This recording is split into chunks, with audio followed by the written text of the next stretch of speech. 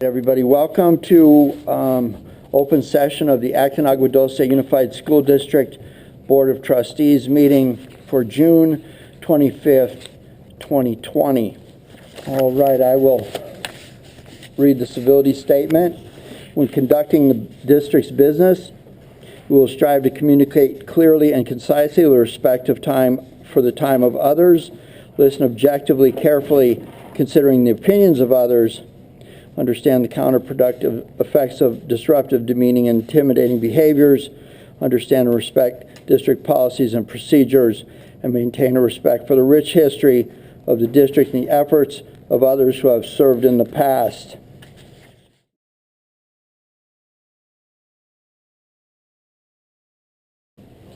Sister Ames, this is Ken Pfalzgraf. I know there's another aspect of your life where you're equally efficient in giving, and thank you. That's really all I can say is thank you. There's nobody out there that's more deserving of this and less noisy. You offset my noisiness, so thank you. I'm very proud of you.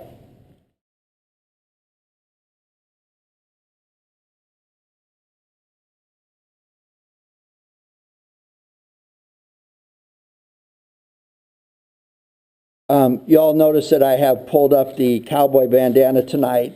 No, your prayers to have me cover my face have not been answered.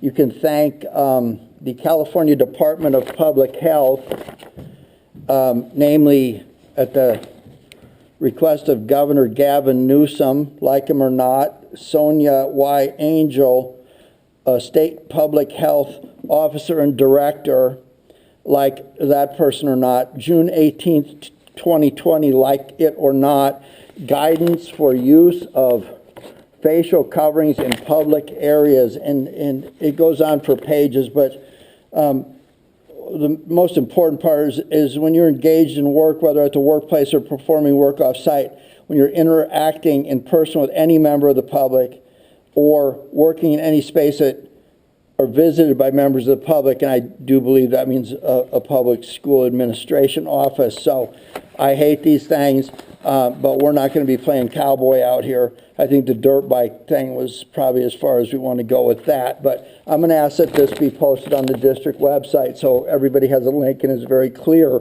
as to what at least the governor and the state public health officer and director would like us to do.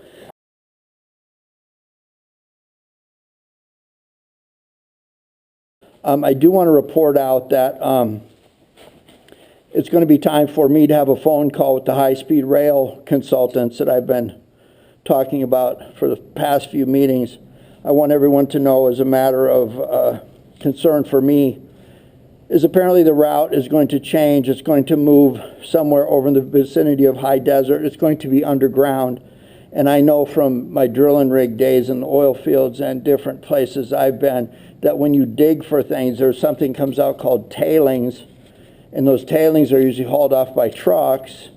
And I haven't been pleased in my conversations with the Acton Town Council and going to their meetings and hearing people complain that half of Inglewood, where the stadium is being built, is showing up in Acton. So apparently we don't have a good custody chain on the dirt that's moving all over, and I don't know what's under the ground, whatever depth they're coming from. I do know that they find gold and other lead and other minerals around here, and I'm not sure I want that airborne going down Crown Valley with trucks that are not covered and without air monitoring and all that kind of thing. So even at my arbitrary level, I have some questions here. I am going to ask that the person that I know that understands most about that type of thing, air quality and stuff, Jackie Air, join me in on that phone call. And short of anybody having a big heartburn, there's no action to be taken. It's just they're going to try and tell us what to do. And I'm going to relate on the record my concern about how tailings coming out of the ground. I do believe that that stuff is 300 feet under the ground for a reason. I'm not sure what it is, but it's not up here for us to breathe. And I certainly don't want the students at our school and the public breathing it as it blows down the road to some destination unknown. So that concludes my comments, and Jackie, I'll reach out to you.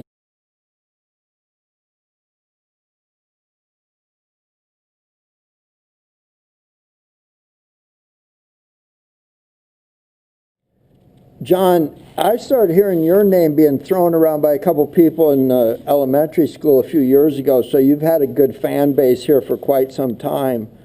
Your reputation precedes you. I blame Nicole. I'm not gonna indict the guilty. Thank you, sir. You know, this was very refreshing for me because you sit up here and you get in the grind of doing the business and approving the consent calendar and all that kind of thing. And this is very refreshing to me because it reminds me that the business we're in here is educating students, and we've just had the air knocked out of us nationwide in education. And this gives me a great deal of confidence knowing that the people that we have in place are this excited and can understand these concepts and aren't dug into something that was created in 1860 and beating that dead horse. I like the energy that's coming with this. And as Kelly alluded to, this is the worst time right now for education. There's so many unknowns, and to see you guys all wrapped up like this is very exciting, and I congratulate you on your dedication to the students of this district. Thank you.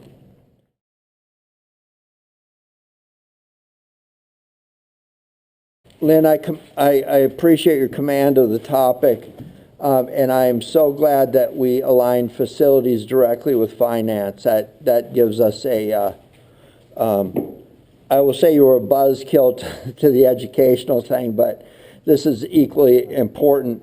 I want to tell you that I work in an environment where you physically walk in the door as an employee, your temperature is scanned, you immediately fill out an electronic form that's sent off to risk management every morning. It's cross-referenced against attendance rolls. If any symptom comes up, you're immediately handed over to HR, and then your privacy is protected. Managing employees is one thing, but expecting that employees will just suddenly become responsible for the mass of the public who may agree with these things or not agree with these things or choose to make a personal statement of whether they comply or not. I'm not interested in having our teachers who are there to teach become COVID tag checkers and the equivalent of whether you have the tag on your mattress today. As a government employee, it's kind of funny. There's a saying that says if you never make a decision in government service, you will never be fired. And rather than say, I think that it's going to be a while, I don't think that this is going to work, sometimes agencies pile on these things and say, you can do this if you can run a 3-minute mile and roll a 7 and use a hula hoop. And I think some of this stuff kind of points to that, where it's, can you really, really do these things and expect that they're going to work? And again, not put our teachers in the role of being nurse police. I think that there's a lot of things to talk about in terms of what the educational delivery system looks like, what's going to work best in our community for this. And I think that's to be discussed in the next agenda item, the gold standard of structural delivery models. I don't think that our arbitrarily me waving a document for compliance around and then having a couple of ideas are a good way to go to the teachers and say, here, you need to do this. That's the educational. In the sports piece, again, I'm kind of looking at this and going, there's a lot of moving parts in the sports program. There's 3 different sites. There's people playing soccer at Meadowlark. There's people playing all different kinds of sports in a rapidly growing sports program at High Desert. And then we've got the established program at the high school. And I think the challenge is going to be there is to standardize the communication between the different sites and the different sports, because I'm not sure they all understand each other. So I hope there's good board support for the athletic director and everything that goes with that. But there's a lot of moving parts to this, and for all you know, they're going to come out with a different mandate tomorrow. So again, Lynn, I very much appreciate the time you've put in to be able to discuss this and be as informed as you are. So.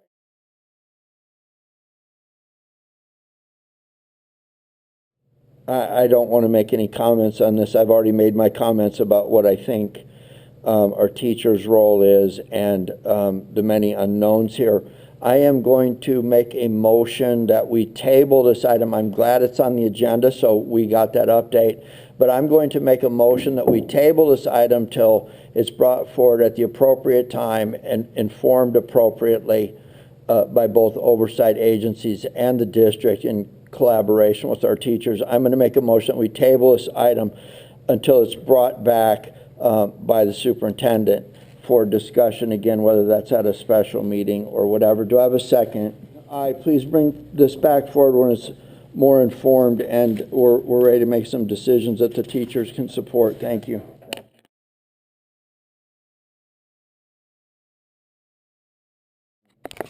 To frame this community collaborative charter school, the material revision is my understanding it's a name change. That's correct.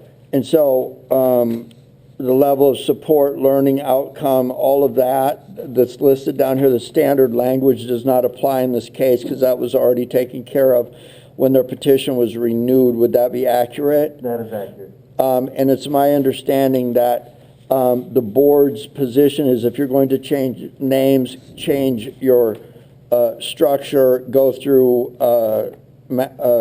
substantial swings in enrollment and things like that, that those are to be reported. So this is more of a reporting technicality about a name change than anything. Is that correct? That's correct. Thank you. If you will all remember, several meetings ago, we went through a lot of different questions as it related to the structure of the organization. So that said, called to question.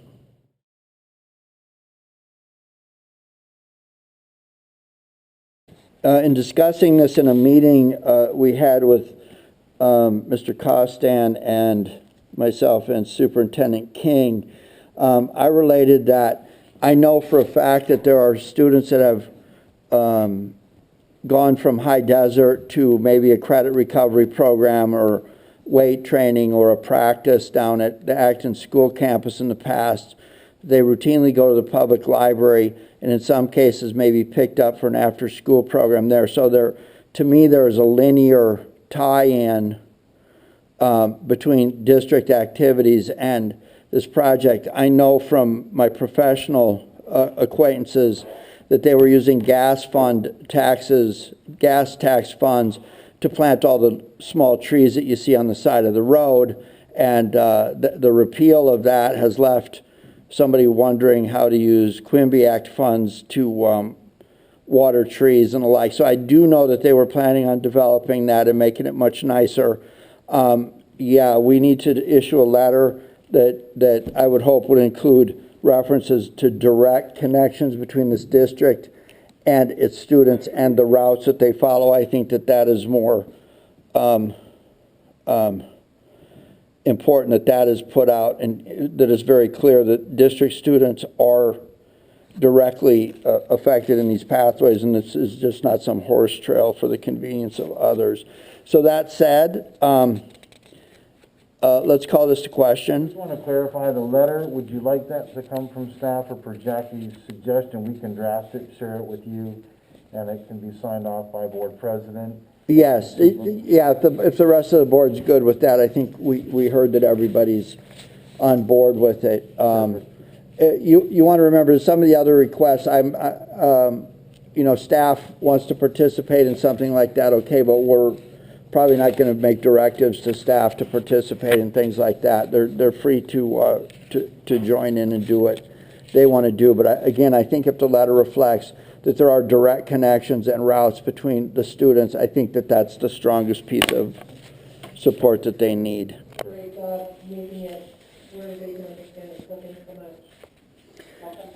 Okay, Lynn, a couple of things. I think they're more a statement of fact than anything. I think your assumptions imagine that the charter revenue that is currently at the level it is will carry forward for the next few years. That is correct. Okay. We know that there is the likelihood that there will be cost recovery only. Correct. Which would mean that revenue off of those charters will be non-existent. That's entirely possible. revenue per se. We know that if we're in the charter business, oversight business, and they were to also simultaneously put a cap on how much you could charge, say it's 1%, and the district found itself expending 1.3%, that would come at the impingement upon the general fund. I think that's a fair assumption. And I think also it's a fair assumption to say that there are people who are actively seeking to recompense funds for what they consider overpayment of actual oversight costs in the past, and the only source of that would be the district's reserve. That's correct. So in the end, what I'm saying is that if all those models came true tomorrow morning, the district would be in, let's say, a less than favorable financial position immediately. That's a fact. Thank you. I'm done. I'll close this session, I'll close this budget hearing at 10:04.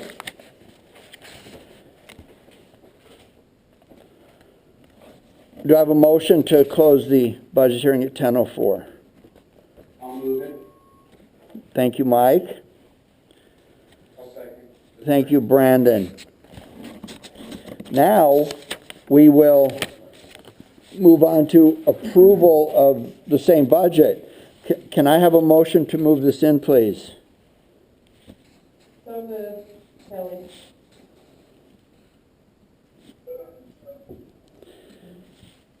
Is there any discussion other than what we've just heard?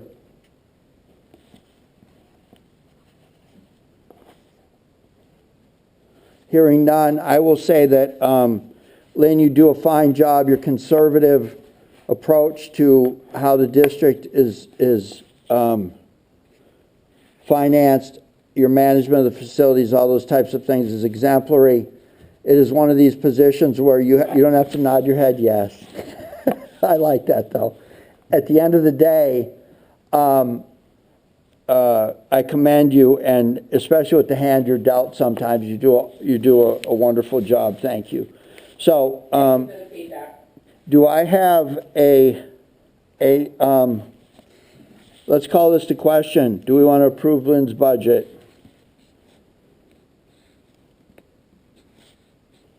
Call the question, Mike, aye. This is Brandon, aye. Kelly, aye. And board 4-0, president, aye 5-0. Thank you for your good work, Lynn.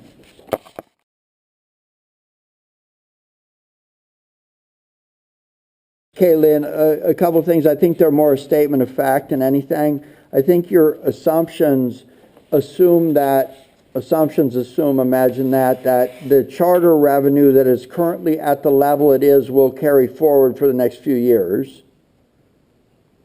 That is correct. Okay. We know that there is the likelihood that there will be cost recovery only, Correct. which would mean that revenue off of those charters will be non-existent. That's entirely possible. Revenue per se. We know that if we're in the charter business, oversight business, and they were to also simultaneously put a cap on how much you could charge, say it's 1%, and the district found itself expending 1.3%, that would come at the impingement upon the general fund. I think that's a fair assumption.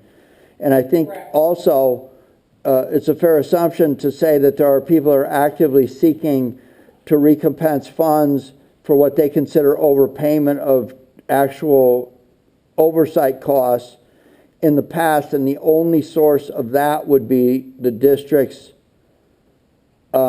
reserve. That's correct. So in the end, what I'm saying is that if all those models came true tomorrow morning, the district would be in, let's say, a less than favorable financial position immediately. That's a fact. Lynn, you do a fine job. Your conservative approach to how the district is finance, your management of the facilities, all those types of things is exemplary. It is one of these positions where you don't have to nod your head yes. I like that, though. At the end of the day, I commend you, and especially with the hand you're dealt sometimes, you do a wonderful job. Thank you.